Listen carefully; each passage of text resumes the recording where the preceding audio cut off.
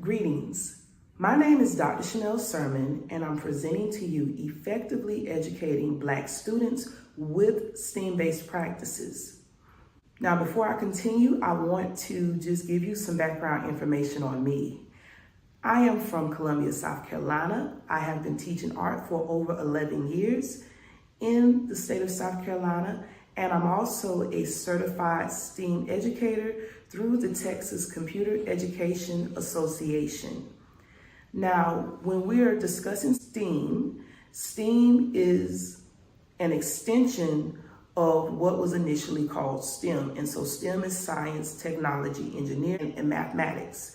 And STEAM now is formed when you include the arts. So now you have science, technology, engineering, arts, and mathematics. When I had decided that I wanted to be more invested with STEAM-based practices in my classroom, I started asking myself some questions. And one of those questions involved understanding what qualifies to be a good STEAM-based lesson. In other words, do I have to use all the components of STEAM in order for it to be a good STEAM-based lesson? And with that question in mind, I wanted to learn more about it. And so you do not have to use all of those components in order for it to be considered a STEAM-based lesson. So as long as, when we're talking about a STEAM-based lesson, as long as you have the arts as well as one of the STEM components, that will suffice as a STEAM-based lesson. So if you decide to use music and science in your lesson or discuss that correlation, that will work. If you decide that you want to pair art with technology, that will work. So it's different combinations that you can use to provide a good STEAM-based lesson to your students. So I don't want anyone to be overwhelmed with trying to combine all of those components together. Now, I want to talk about the benefits of having a STEAM-based lesson in your curriculum or presenting it to your students. So the benefits of having this in your classroom is that you allow students to build upon their teamwork skills, their collaboration skills, and communication skills if they're working in groups. And additional skills that they're gaining is problem solving, critical thinking, innovation, and creativity skills. So these are some soft skills that they are developing along with embarking on this lesson. Additionally, I want to just back up a little bit and piggyback off of the creativity skill.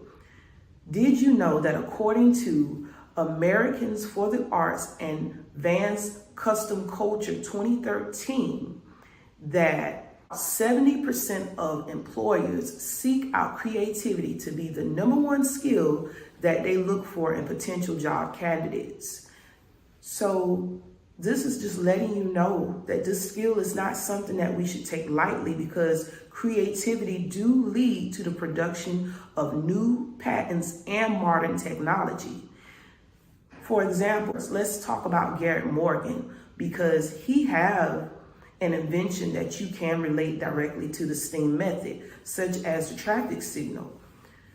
For one, like many inventors, he used a sketch to show his process and how this patent is supposed to look.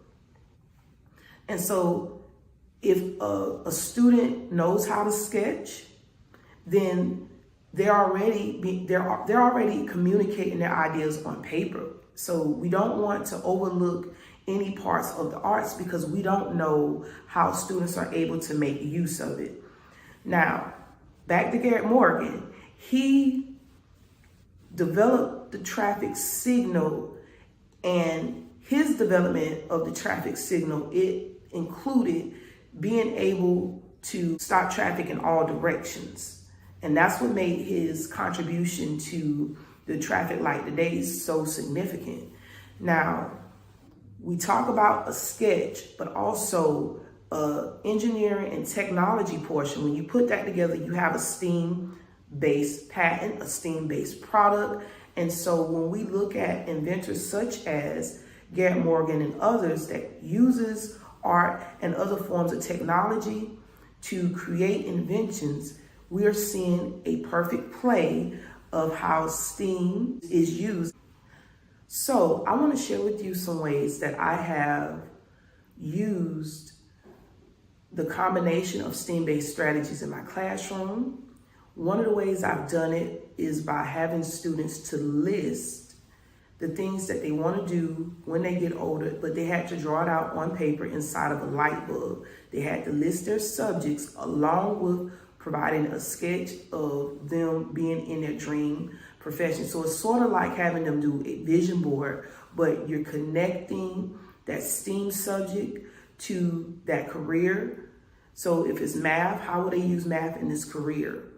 How will they use science in this career? And so in art class, we can do that because they're sketching and they're thinking about how all this is related. So that's one way you can do it. I've even done this with kindergartners. Another activity that I've done in my classroom was have my students collaborate on building a structure. And so the students, they had to compete with each other on building a structure, and the structure, it had to be able to stand up on its own. And if you put it in front of a fan, it cannot fall. So they had to design the structure and make sure that it did not fall if you put it in front of a fan, which we called a wind tunnel.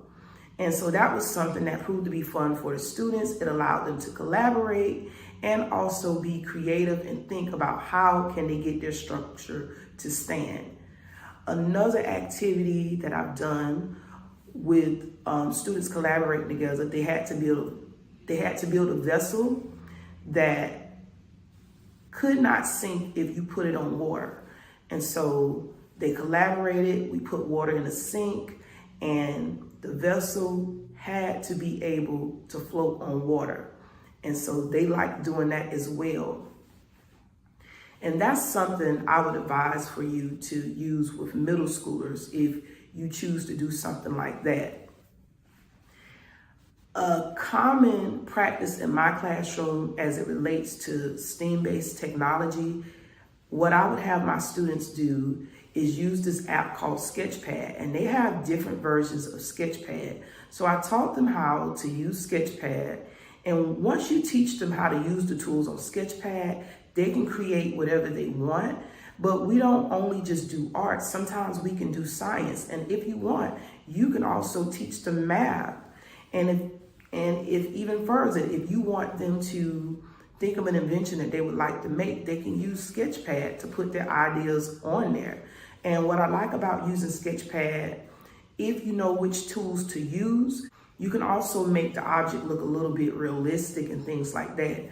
So in my classroom, when you're using Sketchpad, you have art with technology. You can also use a blend of art with science. For instance, you can have the students draw and label the water cycle on Sketchpad. You can have the students draw and label parts of the volcanic process and things like that. And again, that's a perfect play of using art, science, and technology together.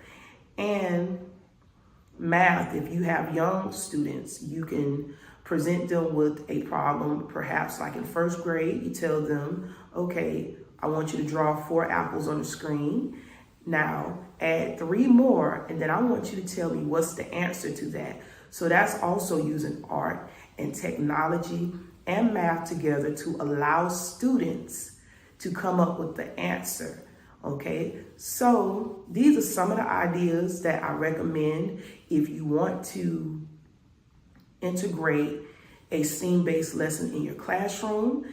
Also, I know that those ideas don't cover every facet of STEAM-based learning, but you have to come up with ideas that bridge the STEM areas with the arts. Now, if you want to learn more about how I've used it in my classroom, or if you want to see examples online, you can visit IamPrettyDoc.com and go to the tab that says Educational Impact, and you'll see specifically how I have posted student work on using Sketchpad, as well as other activities that they have done in my classroom.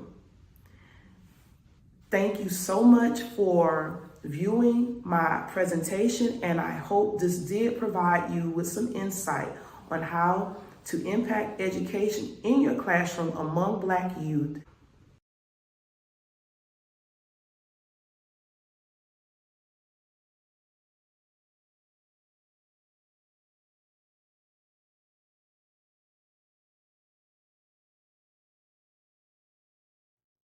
Corporate America lacks empathy.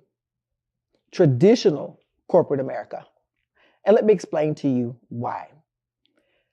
If you have challenges outside of work, are you comfortable with explaining your situation to your manager, to leadership, to those in HR? If you're a Black person, probably not. What I mean by explaining, do you have a relationship with your management team or your leadership team or your HR team when it comes to life situations? Life as a Black person is a lot different than other nationalities. Not saying that other nationality situations are not important or just as important. But as a Black person, you're wondering if you're going to get home. You're wondering if your son's going to make it home. You're wondering if a police car gets behind you, what will happen to me? That's my private life. From a corporate perspective, are you open to the empathy that's required to build a relationship with your Black employees? This is something you need to turn the mirror to yourself and ask. As a Black person, life can be different, 1,000% different. And you're required to come to work and perform as everybody else, as you should be. When you completed the application as an adult, you agreed to follow the guidelines. Traditional corporate America does not have the empathy required in 2023 to support Black or African American employees. Honestly, you may not even have Black employees. And if you do you really know your employee? This is how you can test and find out if you really know your employees. How many children do they have? Where do they live? Do they take public transportation? Are they open to the variations of schedules that's required for the opportunity or the position that you offer them or that they agree to work and do? Do you know that? What community do they live in? What percentage of your Black employees come from your community? Do you know the community around you that you're hiring from? If the answer is no to any of that, you're living in grandfathered corporate America, and that needs to change. Biases, discrimination, isolation, separation, and finally, termination. When you hire an employee that's a Black person, I didn't say of color, I said a Black person. When you hire a Black person or African American person, they come with a different set of challenges outside of corporate America. Single parents, incarcerated parents, multiple children, grandparents raising children, grandparents having to work beyond the retirement age because they have to provide for their families. When you hire an employee in a Black community, you support a family and a community. Corporate America, I challenge you to build relationships with Black employees. If they're the best candidate for the role, hire that person. Be flexible. And let me give you an example of being flexible. This is the scenario. The mom has 4 kids. She's raising all 4 of her children. She took the job with you knowing she had daycare, knowing she had a car that was dependable. Now, one of her children goes into the hospital. What happens to the other 3 children? She has to work and has to take them to daycare. What do you do to help? Her shift challenges are, you expect her to work 7 to 4. She can no longer work 7 to 4. You offer remote work, but you don't make that an option for her. You go to her and you say, you have been great for the last 5 years as an employee. What's happening? What are the challenges? What's going on? She's fearful if she should tell you that her child's in the hospital, or should she just do the best that she can with the rules and guidelines that you provided as a traditional corporate company? You should feel negatively about your organization if you don't know or you don't make the environment positive to where she's comfortable with explaining to you what her situation is. What I suggest that you do as traditional corporate America, get rid of the grandfather thoughts. Open up to 2023 and empathy in Black America. One of the biggest disappointments myself working 30 years in HR is that I did not see diversity. I was not in an era where there was a lot of diversity in HR. Now I see the diversity there, but nobody builds a relationship. I think that's corporate America's failure. I think that's traditional corporate America's failure. I have 5 challenges that I want to present to you as corporate America. Identify the lacks in your organization.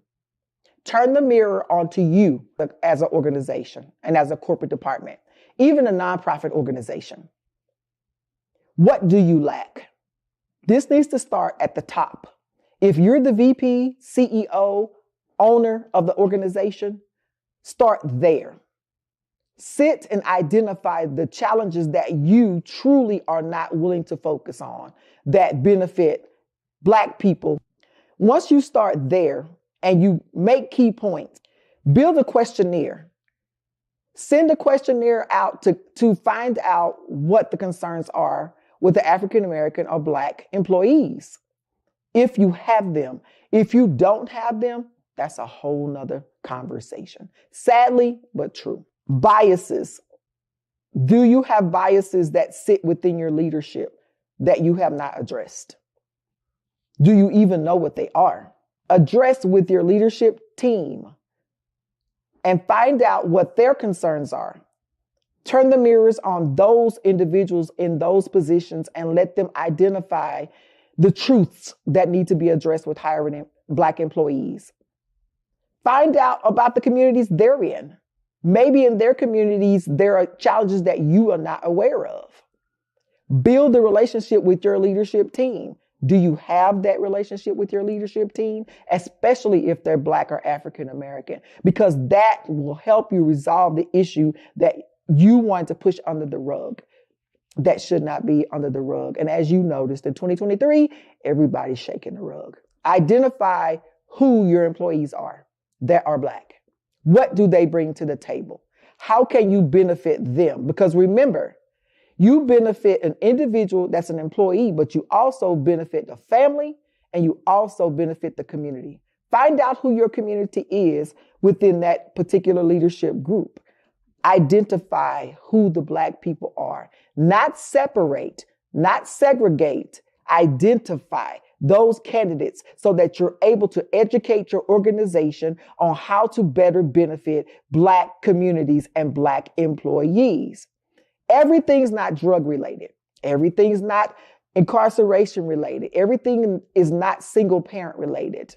But you don't know the specifics of the individuals that you're hiring in their families or in their households because you have not built those relationships. Here's where you have the opportunity to increase the empathy that's required to hire the better candidates for your company. They become successful as individuals in their households, in their community, and you become successful as an organization. You gain by being transparent and learning who your community is. In closing, is your corporate organization practicing the proper empathy when it comes to Black people? Are you being very honest about your answer? Are you choosing leadership who creates a platform for growth and strength in the Black community, from the employee to the family to the community? That's something you need to address.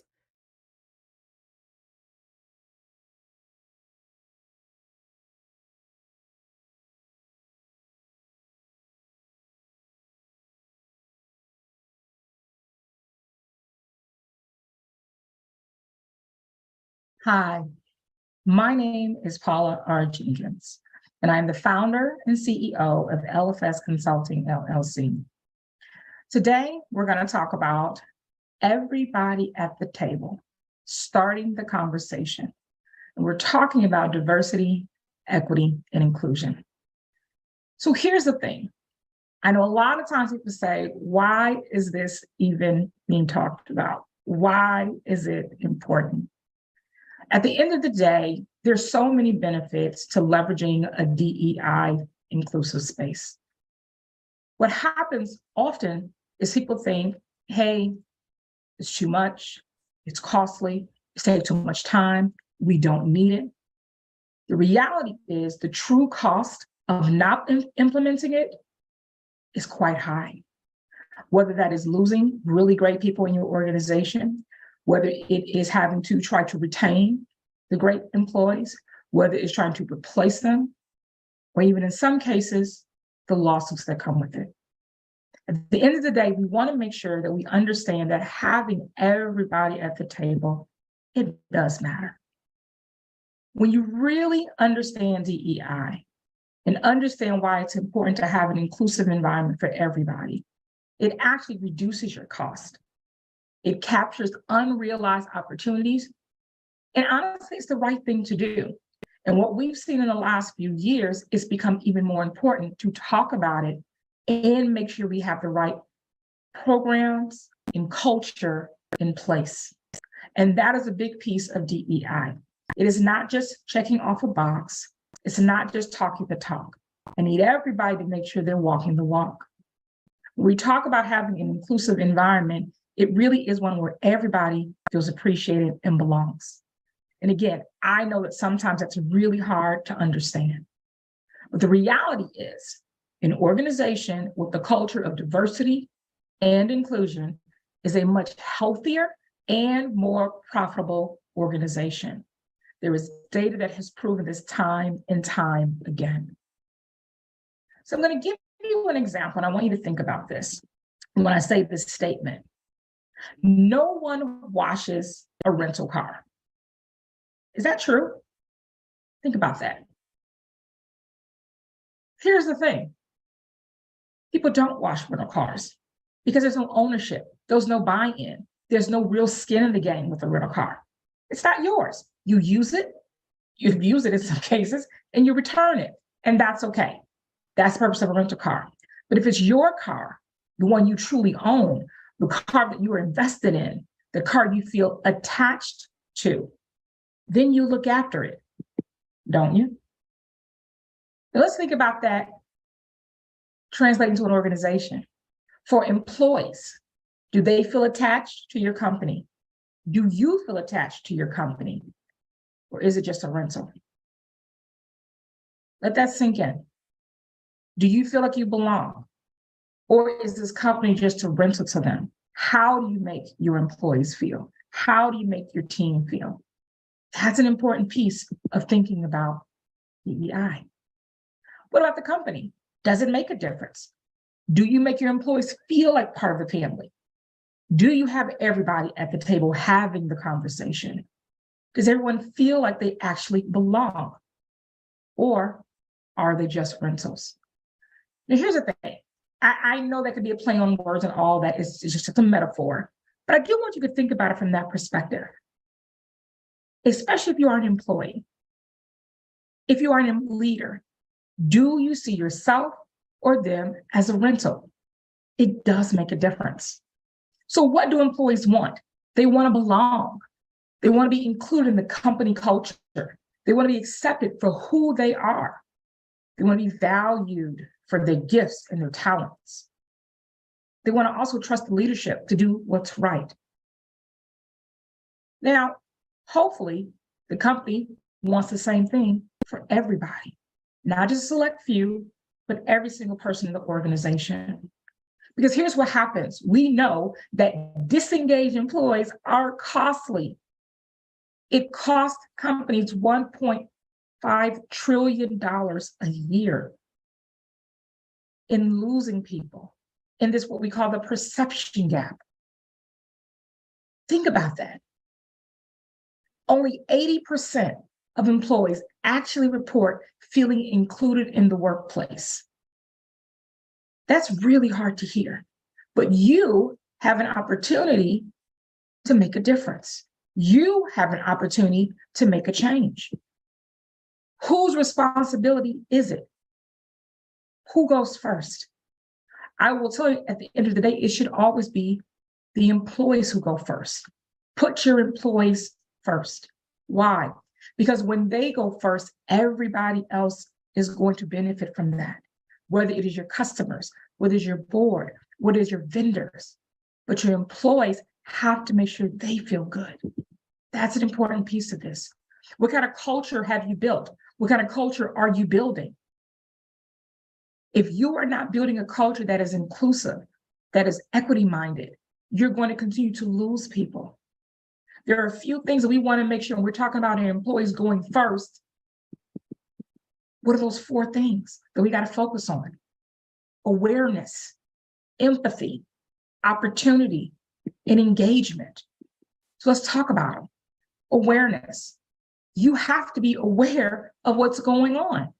How do you do that? What are some things you can do? Have a conversation. Make sure you're starting to understand the people around you. Talk to them. Empathy. There's nothing more powerful than a leader who has empathy. Are you getting any kind of indication of what your people are going through? Are you taking an interest in what they be going through? Opportunity. Every single person has the opportunity in an organization to make a difference, especially when it comes to DEI. That's an important piece of this. Engagement. Guess what? When people are engaged, they're going to do great work. When people are engaged, they're going to make a difference. When people are engaged, they're going to go out there and do great things for your company. But you've got to make sure that this is important. So how do you do it? How do you change? Here's the thing. An idea for change is not the same thing as actual change. So you've got to make sure you actually go out there and do something. You got to make sure you have the conversation with your organization. You got to make sure you have the conversation with your leaders. You got to make sure you put a plan in place. Now, here's the thing. I know that change is uncomfortable.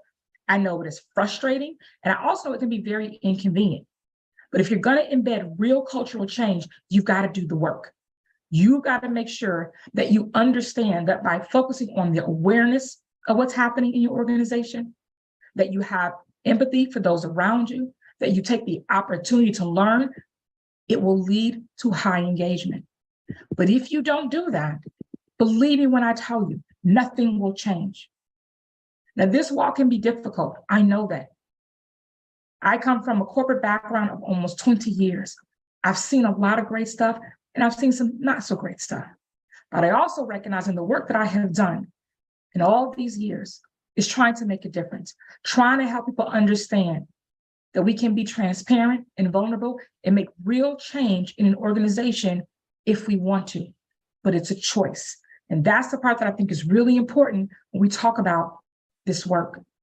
So if you're ready, if you want to actually make a conversation at the table with everybody, if you want some help there, if you don't know where to start, let's have a conversation. Let's talk about it. Please feel free to reach out to me. This is one of those things where this is not going away, you all. We want to make sure that diversity, equity, and inclusion includes every single person in every single organization. And the only way we do that is by raising our hand and recognize that we need help. Please feel free to scan the link that you see right there, that QR code. It's the best way to get in contact with me. You can follow me on social media. You can schedule time with me. And I love you even to provide some feedback. There's a survey link in that link as well.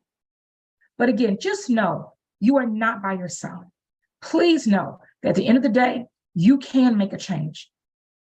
One of the things I think is so important when we talk about DEI and the work that we all can do is making sure that we actually take some time to do it. Again, we can all talk the talk, but what really happens and the real change that happens is when we walk the walk. And the only way you can do that is by raising your hand and say, I'm ready. Let's do this, and let's do it now. I'm here to help you. I thank you so much for your time. My name again is Paula R. Jenkins with LFS Consulting LLC, and I hope to speak to you soon.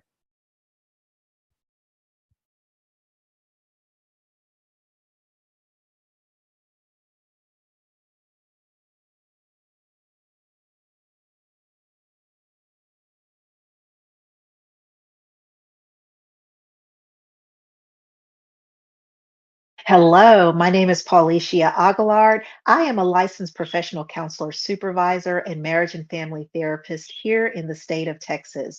I am so excited to talk to you today on 5 tips to avoid burnout. Now, before I get into those 5 tips, I wanted to give you a working definition that the World Health Organization states in terms of experiencing burnout. Now, what is burnout? If you're a person that works from home, or even if you find yourself working in the office, having a work-life balance is so very important. So when we talk about burnout, we're actually talking about a heightened level of stress that affects us over time that's going to do a lot of damage to our physical and our mental health. So these 5 tips that I'm going to get into shortly are really going to help you so that when you're going throughout your day, if you're feeling physically or mentally overwhelmed, then these things you really want to make sure that you're looking out for. So, what is that first tip? Let's get into that. The first tip to avoid burnout is to take breaks. Now, let me ask you this question. How often are you taking breaks throughout the day? Again, if you're a person who works virtually, it's very easy for you to have different projects and timelines as we all do, and you're just working, working, working. But it's very important for you to take 5 to 10 minute breaks throughout your day. If you find yourself sitting, looking at a computer all day, or whatever that is for you in terms of working from home, make sure that you're getting up and you're stretching throughout the day. You're taking your eyes off of the computer. You're going and you're looking maybe out of the window or even stepping outside to get that vitamin D and get you some fresh air. So again, making sure that you're taking your break. The second tip is to maintain your schedule. So sometimes, and if you're like me, I'm very, very busy, always getting things that might throw me off in terms of my schedule. But if I can maintain, and if you can maintain a consistent schedule throughout your day, what does that mean? That means that you're not just letting the day get away from you. You actually have a calendar that has a plan for how you're going to do your day. So if that is in the morning, checking your emails, you have how you're going to complete or accomplish your task.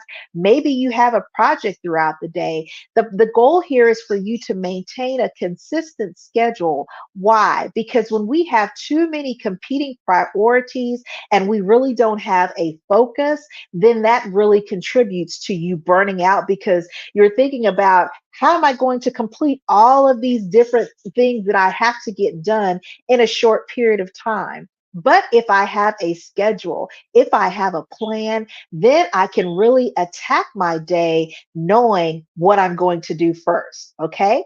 The third tip in how to avoid burnout is to set your workspace. Now, I don't know about you, but I definitely cannot work when there's a lot of clutter around. So you want to make sure that the space that you have is decluttered, because if we have a lot of papers and things that's coming from us, that's going to distract. Actually, disrupts our mental focus. So sometimes I know I hear this from people all the times. I know where my papers are. It's okay if it's a little bit messy, a little bit junky. That doesn't throw me off. However, in terms of burnout, if you have a lot of competing priorities, you want to make sure that your workspace is set up and designed that's going to be free from clutter. Okay, so just make sure that your workspace, you have enough room to do the things that you need to do to accomplish your goal.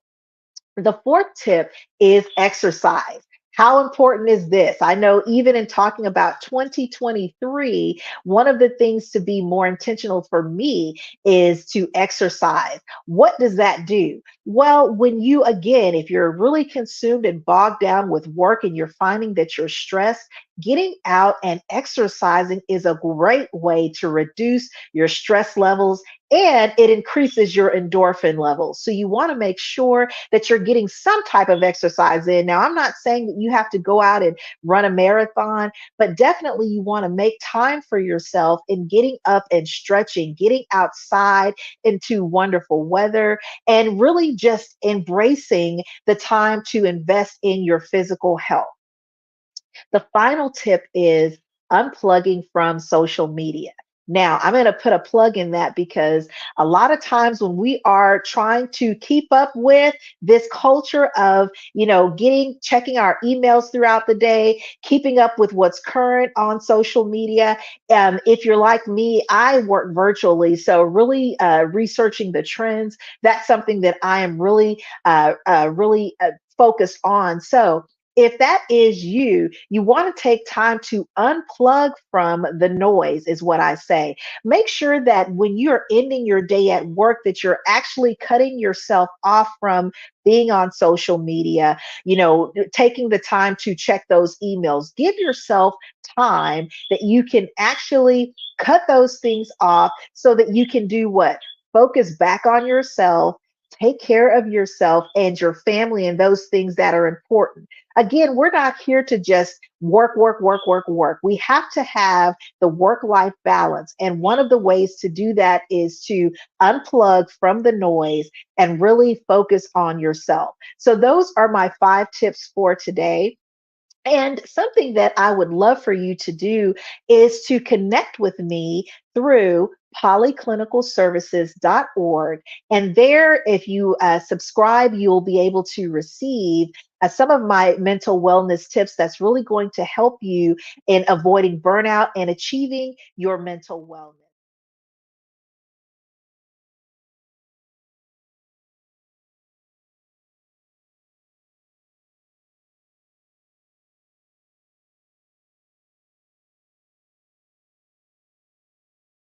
I'm so excited to be with you today. My name is Leona Carter, and I'm a business strategist and corporate trainer for small businesses to really enhance organizational communication. And so I want to talk with you today about navigating assumptions made in Black America. Now, this really derived from a documentary that I've recently produced and premiered called Framed Black: Navigating Assumptions Made in Black America.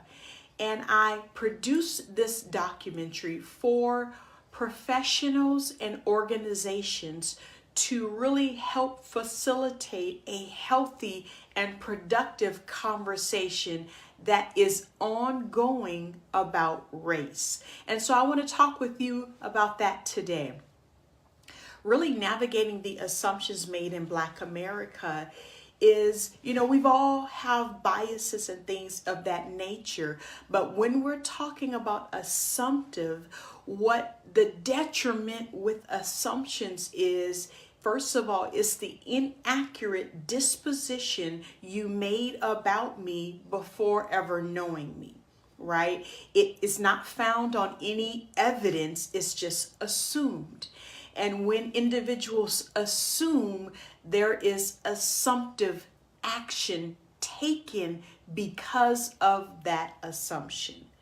And so that's where the detriment comes in. And so take what we've heard often in news and media when it comes to the police, right? Many times there's an assumption made and an assumptive action followed. And so in America, particularly Black America, there are common areas where assumptions are made. And so, one of the things that I often say is, before you assume, investigate, right? Because many times assumptive action can really impact someone's life for the rest of their life. And so it's so important for individuals to not act on their assumptions. So there are primarily 4 common areas where America assumes in Black America. And so those 4 common areas are the financial ability, the educational disposition, the family dynamics, or intellectual abilities. People assume in one of these areas, the most common areas, and oftentimes act on those inaccurate assumptions. And so when we're talking about framed Black, this idea is I was framed simply for being Black. Right? In the documentary that I mentioned earlier, Framed Black, my son talks about an incident where he was walking along the sidewalk and a police came up to him, got out of the car, and started questioning him about his whereabouts. Fortunately, he did not get arrested before they realized they were wrong in their assumption. And so it's important because, in corporate organizations, particularly a diverse set of employees, you never know what they go through on a day-to-day basis. They show up to work, right? Through all the things that they go through. They show up to work to, produce in excellence, but really the importance of having this healthy conversation about race in the workplace is because you want to be able to support and enhance cultural diversity, awareness, and inclusion. Now, let's talk about 3 reasons why you need to continue the conversation about race within your organization. And usually this is done with a diversity and inclusion training, annual training. And so number 1, most companies are underrepresented at the executive level when it comes to diversity. Now think about that. Think about your executive team. So if you look at your executive team, take a look around. Look to the left, look to the right. Look at your executive team. Is there diversity within your executive team? If there is, I commend you. Continue doing the work. If there is not, there's room for improvement, right?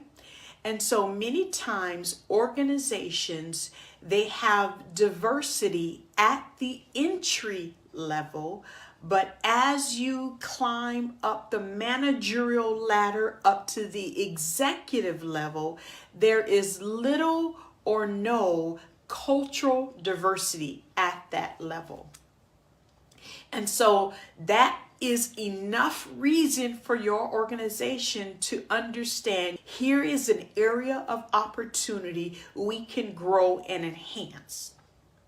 The second reason why you have to continue to have this conversation about race in your organization is because more cultural diversity attracts cultural diversity, right? And specifically, I'm maybe sharing about Black America, but I'm referring to all cultural diversity. I'm speaking from experience because I identify with Black America. But all cultural diversity can see themselves in a cultural diverse environment and corporation. And so it's very important to continue to have this conversation so that you know how to attract cultural diversity. If you look around your organization right now and there is not at least 20 or 30% of a diverse environment, a diverse culture at your organization, you have to ask the question why. Number 3, it's important to have a safe space to talk about race. This is going to increase employee engagement and increase the company's morale. And so you don't want individuals that are of a different race to not have a safe space to talk, to vent, to talk to their boss, to their manager, to their supervisor, right? And so letting the organization know that you believe in diversity, you support Black America, you support various organizations that are about enhancing cultural diversity. And so let me end with this.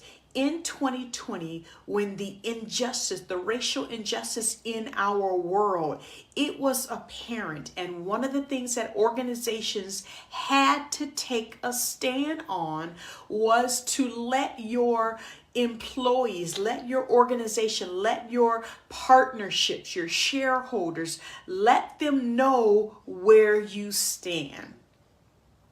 And the companies that took a stand to support, Black America, they enhanced as an organization, and there was no going back to normal. It was about moving forward differently, right? They were able to do that. But organizations that did not take a stand at all, they struggled when there was time to make the necessary company-wide changes. And so it is important for your organization to know where you stand. Don't leave them in the dark, wondering how you feel about culture diversity. It should be ongoing and built in the business model. And so I'm passionate about this, as you can see. So thank you so much for this opportunity. And to learn more about me, please go to heycoachcarter.com. And that's all spelled out, H-E-Y, Coach Carter, heycoachcarter.com. And I would love to connect with you to share more. Bye for now.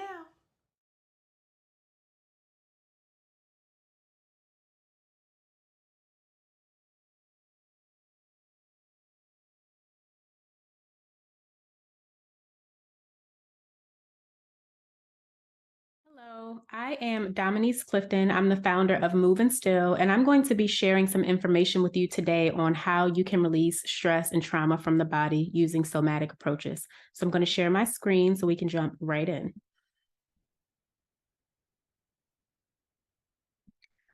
So the title of this presentation is Freeing the Mind and Body from the Impacts of Stress and Trauma.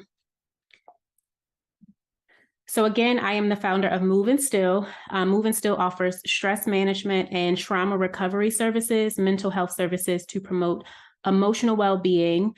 And we are also dedicated to increasing the presence of BIPOC instructors in the wellness industry because representation is so important when it comes to people showing up in spaces and getting the help that they need. And in order to do this work, we use somatic approaches, including yoga, meditation, and breath work. So by the end of this presentation, you would have learned two things. We're going to look at why the Black community doesn't always seek the help that we need to manage our stress and manage our trauma. And then you'll walk away with 3 somatic or body-centered approaches that you can begin to use today to release stress and trauma from your body, and then to manage stress and trauma on a more consistent basis. So I want to start with asking you a question. What comes to mind when you hear these words or when you see these words? Stress, trauma, and mental health. So just take a minute to think about your current knowledge of these words, maybe what you learned about stress, trauma, and mental health as you were growing up and then throughout your lifetime. And the reason that I ask this question is because a lot of times we can look at stress, trauma, and mental health as isolated, but as this slide shows, the 3 are all connected. And so our stress, our level of trauma impacts our mental health, impacts our overall well-being. And so instead of seeing these as isolated, isolated words or isolated ways with things that we experience in our life, we have to understand the way that they are connected and how, if left untreated, our stress and trauma can really impact our mental health in the long term. So let's start with just a basic understanding of what stress and trauma and mental health are. So stress essentially happens when the demands placed on us are greater than our ability to handle them. So when we feel like we're too overwhelmed or we are at our capacity, we are stressed. Not only is stress something that we experience emotionally and mentally, but we also experience stress physically in our bodies. And so when a stressor happens or something triggers us, we have physical reactions. There are chemicals that flow throughout our body that cause our hearts to beat faster, cause our muscles to run, cause our legs to move so that we can run faster. Stress is really all about survival. Trauma is the lasting emotional response that happens when we deal with something that's distressing in our life. This can be an event, this can be a circumstance, it could be a one-time event, or it can be ongoing. And trauma can impact us physically, socially, emotionally, and it can also impact us on a spiritual level. And then mental health essentially refers to our emotional and mental well-being. So how we feel up here, how we feel in the mind. Mental health also helps us to cope with the everyday stresses that we have, that we deal with in life. It helps us to go through life being productive, being able to learn, being able to work, and being able to contribute to our community. And when we experience or have unresolved stress and trauma, obviously it becomes really hard for us to cope, to deal with the things that we need to deal with on a mental basis, and that can impact our mental health. So as far as all of these things go, when it comes to the Black community, a lot of times we are dealing with outdated approaches to stress, to handling trauma, and handling mental health. So you might have heard things like, what happens in our house stays in our house when you were growing up. Maybe you heard a family member or someone close to you tell you that, and you weren't allowed to talk about things. Or maybe someone told you, don't air our dirty laundry in the streets. And so that meant whatever, goes on, you don't get to tell anyone, you don't get to talk about it. You might have even heard someone who was struggling with mental health being called crazy. And, that builds a perception of there's something wrong with that person, not necessarily that they just need help, but that there's something wrong with them.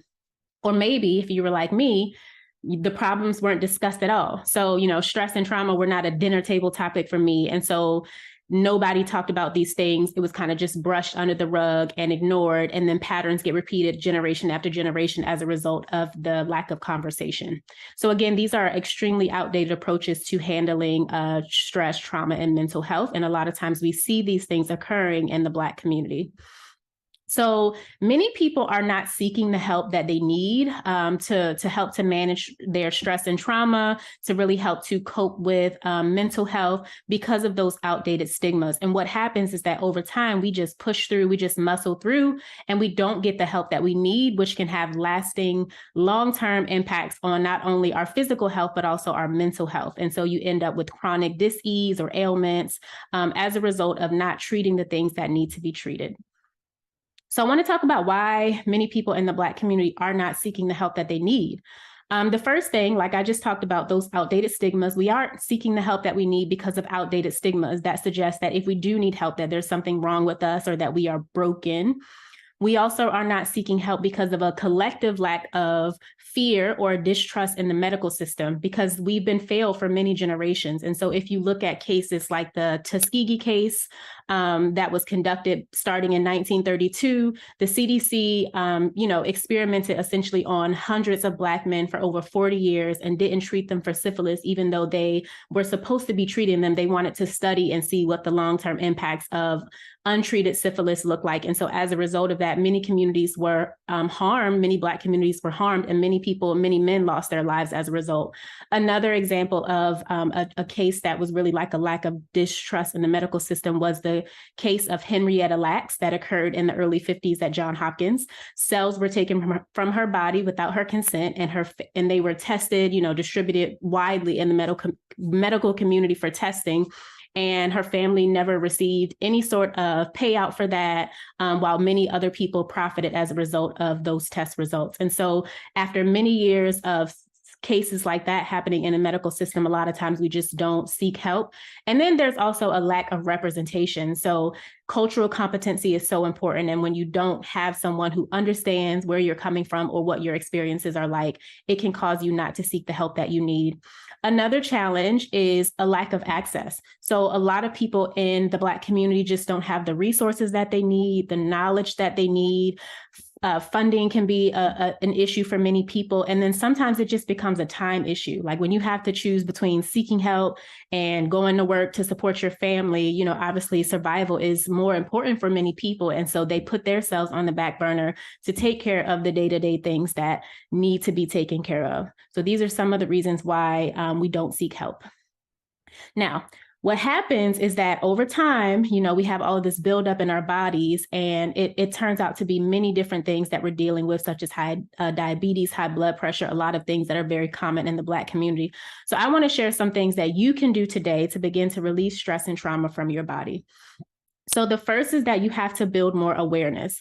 So you have to pause, stop muscling through, stop just pushing through, and, let go of all of the strong Black women labels or the, strong Black man labels. Let all of those things go and really pause and pay attention to how your body feels.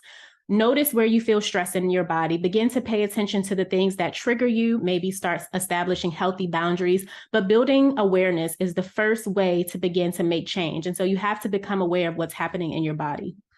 The second thing is to focus on somatic approaches. So physical movement is the number one way to release stress and trauma from the body. So you can do any sort of physical movement that feels good in your body. Go for a walk, go for a swim, do Zumba, go play football with your friends. Like whatever feels good for you is releasing stress from your body when you move your body. Even just going for a 15-minute walk on your lunch break can be helpful. You can spend 5 minutes sitting in your car meditating before or after work, and that can be really beneficial to helping to release stress from your body.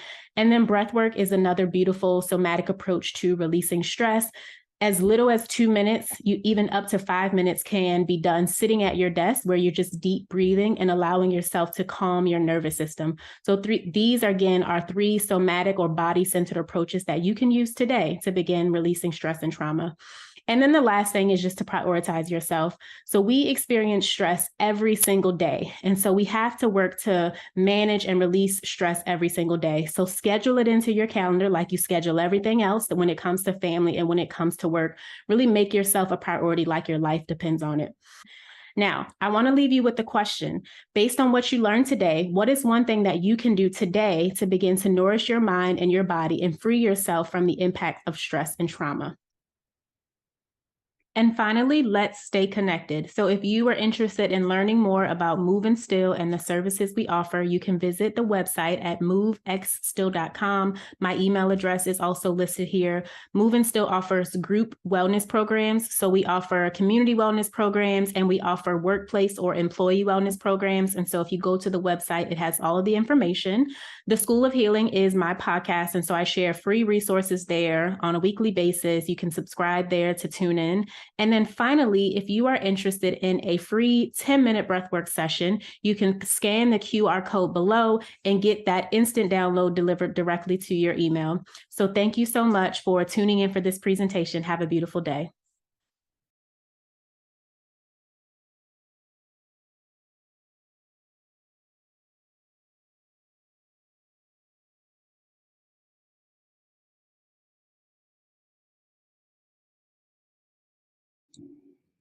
Happy Black History Month, friends, and welcome to my presentation. Greatness knows no race. My name is Quay. I'm a leadership advisor and coach here in Las Vegas, Nevada. Now, you may already know this, but you may not know it like this. But right now, we all have the opportunity and the responsibility to share the past and shape the future. That is our amazing opportunity and responsibility. So sharing the past, I grew up in the 80s. Yes, I know I look young. Thank you so much. But growing up in the 80s, my foster mother used to tell me all the time, now you have to work twice as hard to get half as far. And I always wonder why she would say that. And as I grew up and I started being impacted by life, I said, oh no, she's saying that because I'm Black. Because I'm Black, she's saying that I have to work twice as hard to get half as far. Because I'm a Black woman, she's saying I have to work twice as hard to get half as far. This is what I'm being taught. So what did I do? I worked twice as hard than anyone else around me. And I mean, I served in the world's greatest Navy. That's the United States Navy. I went to college. I got 4 degrees, 2 of them at the master level. I scaled the corporate ladder. I went from analyst to manager to director. And in the midst of all of this, I had a realization. I had a realization that working twice as hard actually gets you twice as far. But why? I mean, didn't I have all these things holding me back? I was in foster care. I was Black. I was a woman. How did all the success come to me? It's because greatness knows no race, no gender, no complexion, no sexual orientation, no religion, no hairdo. Greatness knows none of those things. Greatness goes to those who seek it. And greatness goes to those who seek it. And also, those people have to have vision, action, and accountability. Those are the pillars of moving towards greatness. So happy Black History Month. I have shared the past and we are ready to shape the future. Let's keep it going. I believe that every step you take towards greatness takes a step towards you. There are 3 pillars: the vision, the action, and their accountability. Let's talk about pillar number 1, which is vision. George Washington Carver, he says, where there is no vision, there is no hope. Having a vision, having something to look forward to, something to look towards, that gives you hope. That keeps you going. How many people have planned a vacation and was so excited looking forward to that vacation? That gave you hope. Because when you know where you want to go, that hope pushes you there. Now, George Washington Carver, one of the amazing facts that I learned about him is that he got his master's degree in science in 1895, 1896.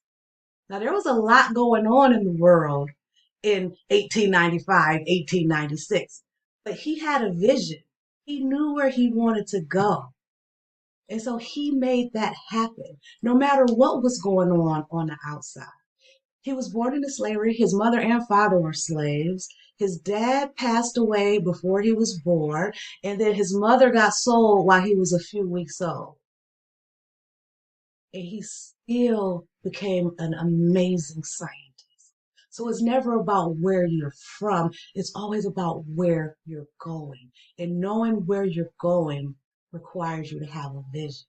And that vision gives you hope. But hope is not a strategy, my friend. You have to have an action plan, because hope is the gasoline and the action plan is the vehicle. You can have a car with no gas, you ain't going nowhere. You can have gas, and no car, and you don't go nowhere. You can have all the hope in the world, but without an action plan, you'll get nowhere. So you have to put these two together. Hope fuels action. And that brings us to pillar number 2, which is the action. As you're moving towards greatness, because you know when you take one step forward, it takes a step towards you. When you're moving toward greatness, it requires some action. And right now, you have everything you need right now to take the right next step. Not the next 50 steps, not the next 25 or even the next 10, just the next right step. And once you take that step, you will have more awareness to your resources for the next step. We have to do things one step at a time. Just like Dr. King said, if you can't fly, then you run. If you can't run, then you walk. And if you can't walk, you better crawl. But whatever you do, you gotta keep moving forward and toward the vision from pillar 1. That is how you move towards greatness. And the action is all on you. It's all you. No one can take the action for you. No one can make the move for you. You have to do it for yourself. And doing that for yourself brings us to pillar number 3, which is accountability. This is my actual favorite. Because with accountability, you are responsible for your growth, for your progress, for your happiness. When you are accountable, you make you great. A lot of us, we're looking for someone to keep us accountable. You're looking for someone to teach you the skills of accountability because no one can hold you accountable but you. Once you learn the skills of accountability, then you can apply them to yourself and teach other people. So Barack Obama says that change will not come if we wait for some other person or other time. We are the ones we've been waiting for. We are the change that we seek. And I agree with the former president. You have to change. Nothing changes if you don't change. Nothing gets better if you don't get better. Everything starts with you, and that is that self-accountability. You are the leader of you. You've led you to where you are now, and you can lead you into the future towards greatness. Because every step you take towards greatness will take a step towards you. Now, greatness knows no race, no gender, no complexion, nothing. No matter what people tell you, no matter where you're from, no matter what you've been through, your background, your upbringing, greatness doesn't recognize any of that. Look back at George Washington Carver. His mother and his father were slaves. He sought out greatness and greatness came to him. So greatness knows no gender, no race, no complexion, no religion, no orientation, no anything. Greatness goes to those who seek it. And you seek it, you move towards greatness by having mastered the 3 pillars: vision, action, and accountability. Now, if you need support maximizing your pillars, let's stay in touch. You can reach me on my email, speaking@quaed.com, my social sites, my website, where if you click or scan the QR code, you'll get right to my calendar so we can talk about some different ways to support you. So guys, I didn't make up this message. This has been being said for over 100 years. Booker T. Washington said it himself. The individual who can do something that the world wants done will, in the end, make his way regardless his race. We have seen it done, people, and we can do it too. Greatness knows no race. Remember that. I thank you for coming to the presentation, and I can't wait for you to be great. Thank you.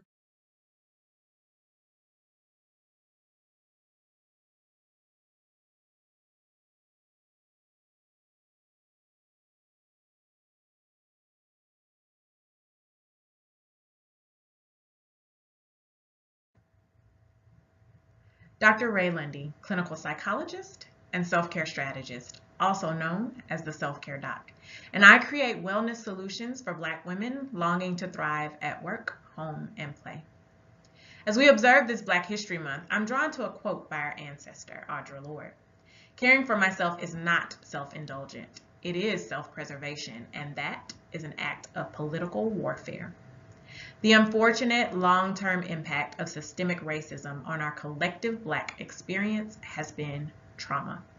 Whether in the media or in the workplace, Black folks experience a lack of physical and emotional safety that no other group has had to experience for as long as we've had to experience it. So what do? As Audra said, we engage in warfare. We resist oppressive systems, we reclaim our time and our energy, and we renew our souls. Most recently, we've begun to explore what it means to rest. Hashtag the nap ministry, hashtag the soft life. Essentially, we've decided that it's okay to heal.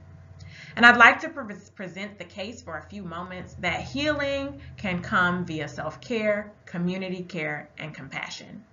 Now note, we all deserve to heal, but in this moment with me, we'll be exploring the healing needed for Black women in the workplace. Black women have been seen as aggressive, attention-seeking, angry. I'm sure you can name more. And this has led to us feeling a sense of isolation and being silenced.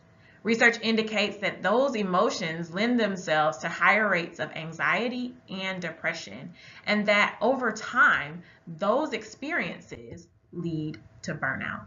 Y'all, we are tired of being Superwoman. We're tired of caring for everyone else and not feeling as though we have the time, the money, or the agency to care for our own needs. However, a growing body of research supports that, in fact, self-care is the intervention that we could be using to help improve. But you just said, Dr. Ray, the self-care doctor, you just said we don't have time, the money, or the resources. Well, I believe that we feel that way much in part because we think about self-care as one, kind of trite, we're gonna get our nails done and our hair done, but also we think about doing those things after we've already been burned out. What if we invited ourselves to be proactive, to think about it before we're in need? If we thought about it from a moment-to-moment experience and how we could begin to take care of ourselves today, right now. One way to do this would be to frame this from looking at self-care as a way of managing our 8 dimensions of wellness. The 8 dimensions of wellness say that there are 8 areas that we need to be engaged in to have a total sense of well-being. So take a moment, take a look. How are you doing in these 8 areas? If you're having a little trouble, think about these 3 questions. What need do I have? Is it a physical need? Are you feeling sluggish? Well, if you're feeling sluggish, that's a physical need. I want you to ask yourself, why is this need important? We know that with limited physical activity, your heart has to work harder. You may be exposed to having concerns with weight. Ultimately, you would shorten your lifespan. So physical needs are pretty critical.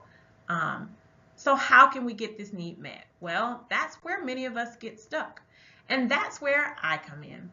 I've developed a way of thinking about self-care that allows us to think about getting our needs met that starts with compassion. Why does it start with compassion? Well, many of us don't give ourselves the permission to nurture ourselves the way that we so freely nurture others. And when we do this, we limit ourselves by putting ourselves on the back burner and not getting the things that we need. We tend to think then that, oh, again, we don't have time and we don't have money.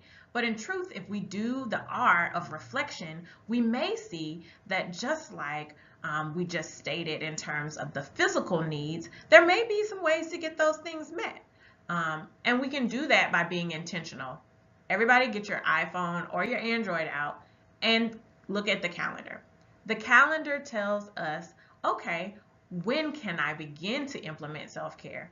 And a second strategy would be to invite an accountability partner along with you as you begin to cry. Our homegirls, our best friends, those folks that we have in our life can hold us accountable and sometimes see the things that we can't see in ourselves and the ways in which we need to begin to take care of ourselves. I'm going to be your homegirl today, your accountability partner. So I'm going to ask everybody to do me a favor. Plant your feet flat on the floor, sit back in a chair, and close your eyes. Now take a deep breath in for the count of 1, 2, 3, 4. Slowly exhale out 4, 3, 2, 1. Continue to breathe deeply. And on your next exhale, open your eyes. Congratulations. You've just engaged in a moment of self-care that did not cost, and it didn't take up much of your time. You allowed yourself to cry. And I want to invite us to begin to think about self-care in these simple, mindful ways. Now, it might not always be that simple and mindful, and that's where our last piece or strategy that I told you today comes in. We're going to talk about community care. So we got self-care and compassion, but community care says we don't live in isolation. We're not doing this thing alone. And y'all, healing comes in community. What does that mean? Well, community care invites us to use our sense of privilege to not only think about our own needs in various ways, but also thinking about the various needs of others. At the workplace, what that can look like is inviting that sister who seems to keep working through lunch to go for a walk with you, to get up that physical wellness that we were just talking about. Or let's not engage in the workplace gossip that lowers morale and ultimately further extends that sense of isolation that many of us all often feel. Or it can be something as simple as you're scrolling through Instagram and you see that funny meme, share it with the person next to you. In doing so, first of all, laughter is good for the soul, but in doing so, we are making our communities a healthier place.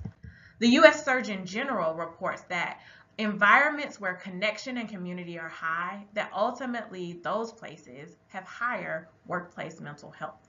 And so not only do we have the responsibility of supporting ourselves with self-care, but when we extend that privilege and support those around us, we make the environments that we're in healthier as well. And so what have we talked about today? Well, I shared with you that self-care has been shown to be an intervention specific for burnout, that if we begin to think about those 8 areas of wellness and where our needs need to be met, that we can begin to intentionally cry, that we can show ourselves the compassion that we so freely show others, that we can reflect upon our needs. What are our needs? How can we get those needs met? And how can we be intentional about getting them met? And we can invite accountability partners along with us. And we don't do that by ourselves because, y'all, we are in community. Healing comes in community, and community care is so important for us to be able to thrive. If anything that I've said today resonated with you and you want to learn a little bit more from the Self-Care Doc, go on over to my website, theselfcaredoc.com. Check me out on Instagram or just send me an email at theselfcaredoc@gmail.com. If you have a little bit more time, I invite you to take a look at my TED Talk, where I talk more deeply about cry and I share with you how I believe self-care saved my life. It's not just getting our hair and our nails done, or for me, eating Chipotle. It's more than that. Self-care is a way of being, a way of life, and a way of nurturing ourselves that, along with community care and compassion, can change our lives. As we continue to observe Black History Month, know that you matter, and I can't wait to hear from you all.